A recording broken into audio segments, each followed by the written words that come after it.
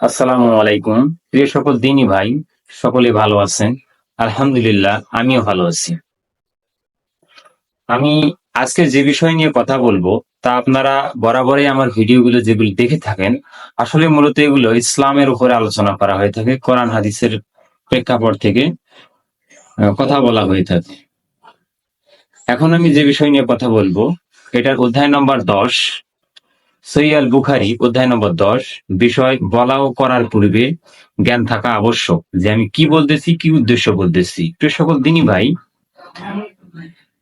আপনারা জানেন এখানে আমরা যে বিষয়টা এখন আমি উপস্থাপন করব, জেনে রাখো আলেমগণই নবীদের ওয়ারিস। কথাটা কিন্তু আল্লাহ সুবহানাহু ওয়া তাআলা বলতেছে যে হে পৃথিবীর মানুষ, তোমরা জেনে রাখো যে আলেমগণই নবীদের ওয়ারিস।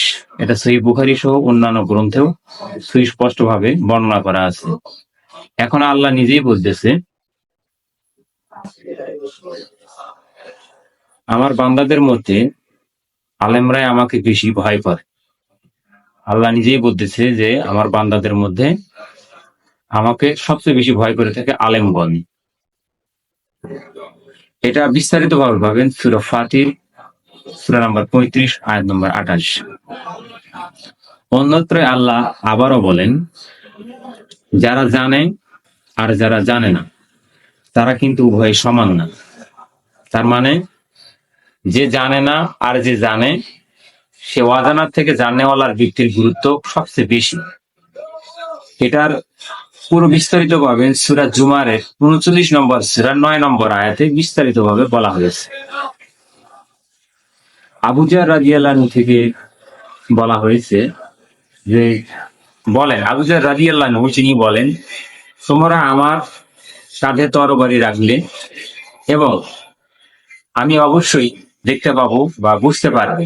সুতরাং তোমাদের এই তরবারি কাঁধে রাখার আগেই নবী সাল্লাল্লাহু আলাইহি ওয়াসাল্লাম যা উপস্থিত ব্যক্তির সামনে বলেন, সেগুলো আমি প্রকাশ করে দিতে পারি। এবং নবী সাল্লাল্লাহু আলাইহি ওয়াসাল্লাম বলেন, উপস্থিত ব্যক্তিরা যেন অনুপস্থিত ব্যক্তির কাছে আমার এই বাণী, আমার এই বার্তা পৌঁছায়। আলহামদুলিল্লাহ, নবী সাল্লাল্লাহু আলাইহি ওয়াসাল্লামের কত সুন্দর একটা উপদেশ, যেটা আমাদের মুসলমানদের প্রতিটি মুসলিমের করা দরকার। নবী সাল্লাল্লাহু আলাইহি ওয়াসাল্লাম আমাদের জন্য কত সুনির্দিষ্ট পথ এবং নির্দেশনা দিয়ে গেছেন যে তোমরা পৃথিবীর বিভিন্ন আনাচে কানাচে আল্লাহ সুবহানাহু ওয়া তাআলার বাণী পৌঁছে দাও। এবং আমরা বর্তমান সময়ে মিডিয়ার মাধ্যমেও প্রচার প্রসার করে থাকি। আমরা যে ভিডিও ক্লিপ তৈরি করতেছি, এর মাধ্যমেও প্রচার প্রসার করতেছি। আল্লাহ অবশ্যই এর বিনিময়ে আমাদের হয়তো বা কাল আখিরাতে কিছু প্রতিদান দিয়ে থাকবে, আমরা এতটুকুই আশা করি। প্রিয় সকল দিনী ভাই, আমরা সকলেই 5 ওয়াক্ত ফরজ সালাত আদায় করার চেষ্টা করি।